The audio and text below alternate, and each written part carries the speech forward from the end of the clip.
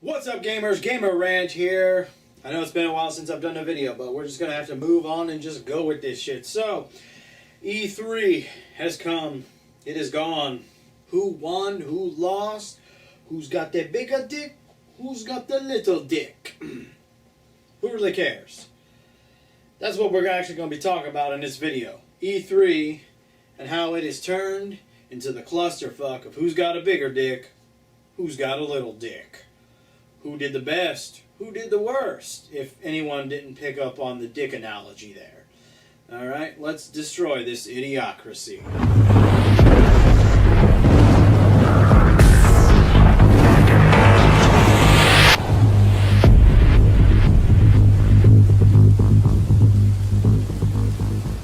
I want you to go back in time to the very first E3 that started, if you happen to actually see it, or just the first E3 that you have seen. Unless it's been any in the past few years, then just ignore that question.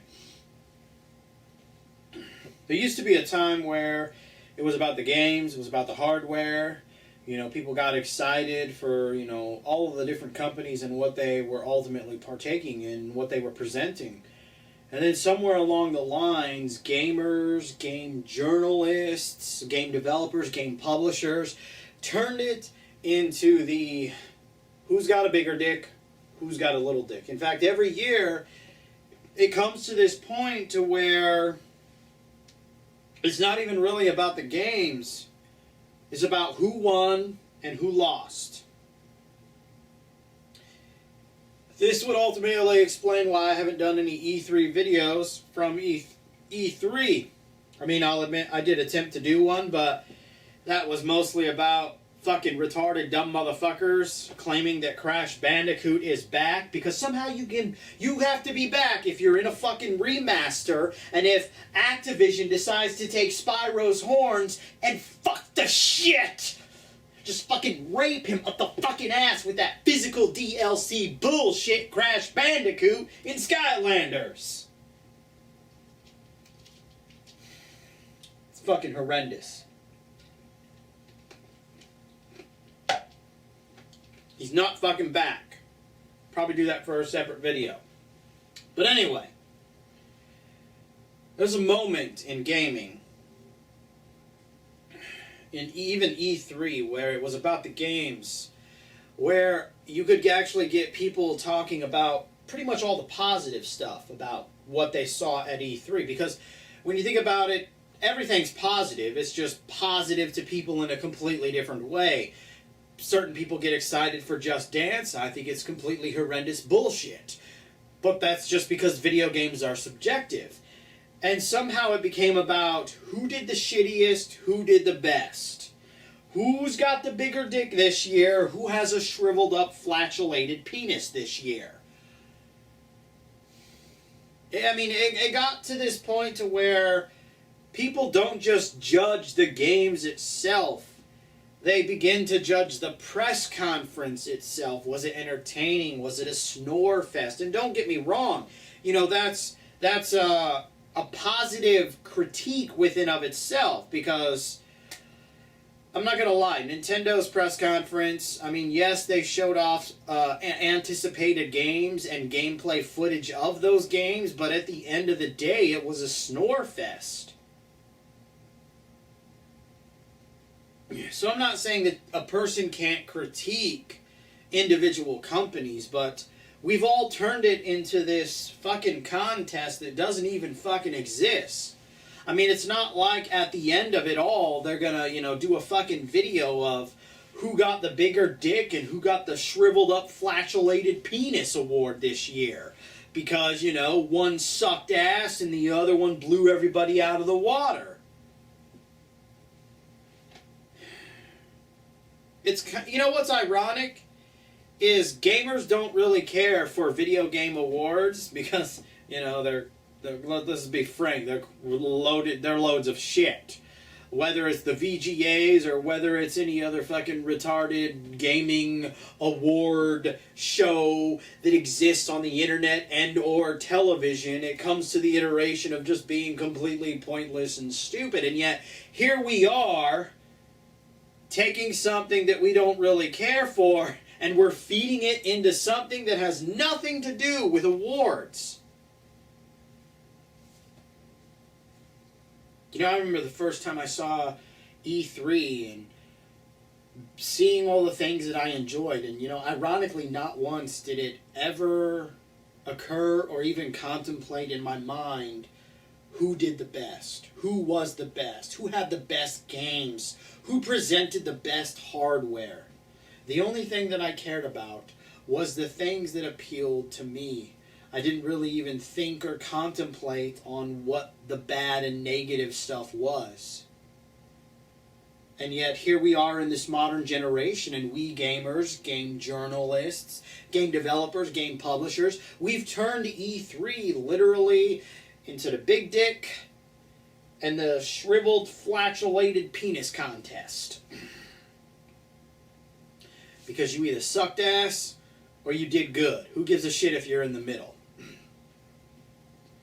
And, you know, I think another iteration to this is that, you know, yes, games are subjective. So you're going to have people that only play Xbox or PC. You're going to have people that only play PlayStation, Nintendo. You're going to have people that are diverse. You're going to have people that are diverse, but they still have their favorites. They prefer this machine over that machine, or this developer over that developer. This is something that we're always going to be facing within the realm of gaming. But yet there doesn't iterate that there used to be a time that E3 was about presenting the latest stuff from the developers. And it wasn't turned into some fiasco on the internet, tweeting, posting on Facebook, who got the bigger dick contest this year, and who ended up with the shriveled, flatulated penis. It's almost as if we, the gamers, journalists, developers, publishers, have lost the passion of what it means to be gaming, to be a gamer.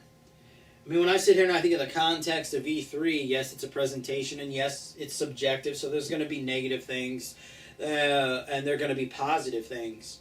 But you ever notice that every time E3 shows up, people always focus on the negative stuff? Because what's most important about E3 to every individual isn't actually the content that's being presented, the new games, the new hardware, if any new hardware. It's who won, who lost. That's the only thing that matters. And when you honestly think about that, it's pretty ludicrous. That's the biggest thing about E3. Who won, who lost. In fact, you can even read articles of game journalists and even gamers creating videos of who they think is going to win E3 even before E3 starts. So right off the bat,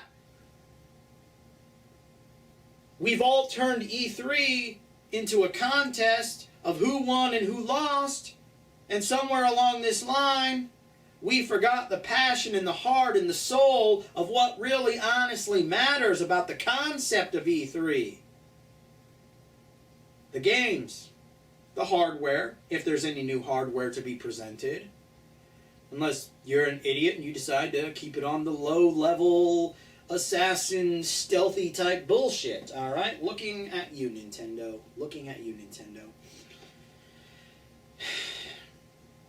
This is what it's become. And this is why I'm actually no longer going to... I'm not gonna not do E3 videos, but I'm not gonna do them in the context of what I used to do, because basically I'm just a sheep getting in line, doing what everybody else is doing, playing the bigger dick and the shriveled up flatulated penis award. And that's not what it's about. It's not about who did the best, who won, who had the most exclusives, because quite frankly, I don't fly and give a flying fuck. The only thing that matters, the only thing that should matter is what appealed to you and me on an individual basis. I mean, like I was saying earlier, but I kind of tangent off, there was a moment, you know, at least in the first two, maybe three E3s, I remember where talking to friends, we literally were talking about, oh, I saw that, oh yeah, that looked pretty cool. That was pretty awesome. You know, even if we did talk about the negative, the things we didn't like about it, it wasn't a big perspective of the conversation. We were talking about what excited us, what moved us, what motivated us to maybe go get this machine, try out this game. But in this modern age, who's got the bigger dick? Who's got the flatulated penis? That's what E3 has become. And it's rather disappointing when you honestly think about it.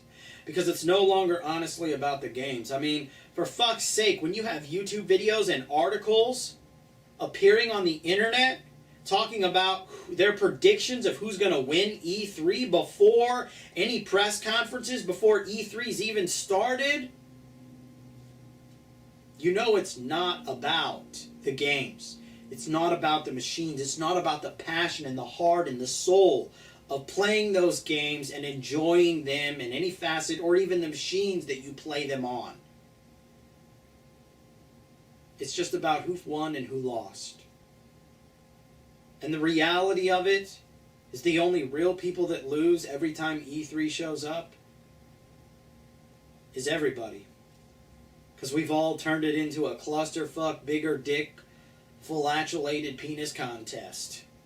We completely ignore the actual content. We ignore what is actually being presented. And granted, again, I'm not saying you can't critique such a thing, because you can.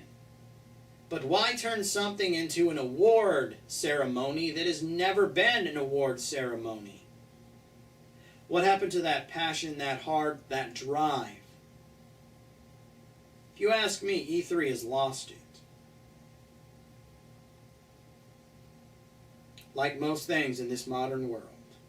Anyway, I'm Gamer Rant. Hope you enjoyed this video in some fashion or form. And remember, gamers, if you're not voicing your thoughts and concerns about E3 and its bigger dick and flatulated penis contest, you just might be a part of the problem. And if you continue to record videos predicting E3, you're part of the problem. And if you continue to iterate the concept of creating videos of who won E3, you're part of the problem.